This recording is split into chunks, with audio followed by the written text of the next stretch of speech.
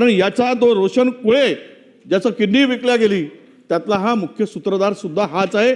या कुळेच्या खात्यातून 8 लाख रुपये या दिवाकर निकोरेच्या खात्यामध्ये ट्रान्सफर। साहेब निकोरे हा बदमाश आहे, चोर आहे। मी तुम्हाला सांगतो माझ्यावर चोरीच्या कुठल्याही केसेस नाही आणि काही असेल तुम्ही माझा मानहानीचा दावा मी तुमच्यावर ठोकणार आहे आणि यांना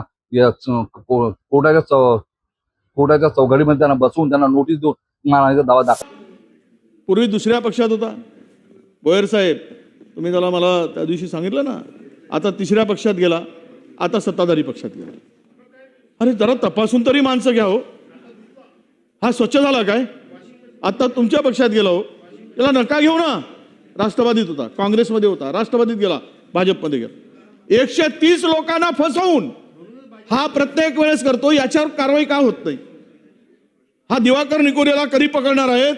आणि अध्यक्ष महोदय, मंत्री महोदयांनी यात 130 चेक बाउन्स करणाऱ्या सावकाराला किती दिवसात कशी कारवाई करणार, किती दिवसात त्याला बेड्या काढणार आहात? कारण याचा तो रोशन कुळे ज्याचं किडनी विकल्या गेली त्यातला हा मुख्य सूत्रधार सुद्धा हाच आहे। या कुळेच्या खात्यातून 8 लाख रुपये या दिवाकर निकोरेच्या खात्यामध्ये ट्रान्सफर झाले। बाकीच्यांना अटक झाली, याच्यासोबत काही व्यवहार करणाऱ्यांना प्रदीप बावनकुळे असतील, किशोर बावनकुळे आहेत, मनीष गाडबांधे आहेत, हे अटक होऊ शकतात। पण हा 130 चेक बाउन्स करणारा एवढा मोठा आरोपी, एवढा मोठा चोर बदमाश, याला कुणाचं प्रोटेक्शन आहे की याच्यावर कारवाई?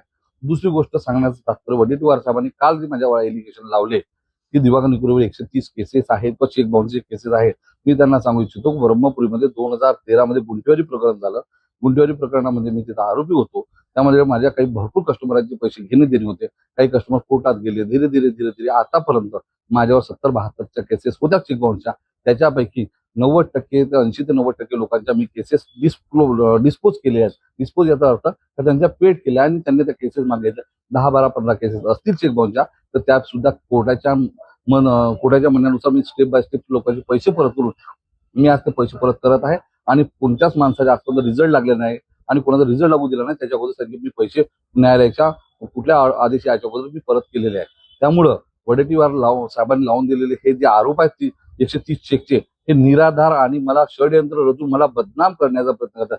ज्याप्रमाणे त्यांनी मला सांगितलं आणि विधानसभेत प्रश्न मांडला का वडेट्टीवार साहेब निकोरे हा बदमाश आहे, चोर आहे। मी तुम्हाला सांगतो माझ्यावर चोरीच्या कुठल्याही केसेस नाही आणि काही असेल तुम्ही माझा मानहानीचा दावा मी तुमच्यावर ठोकणार आहे आणि यांना कोर्टाच्या चौघडीमध्ये त्यांना बसवून त्यांना नोटीस देऊन मानहानीचा दावा दाखल करणार आहे।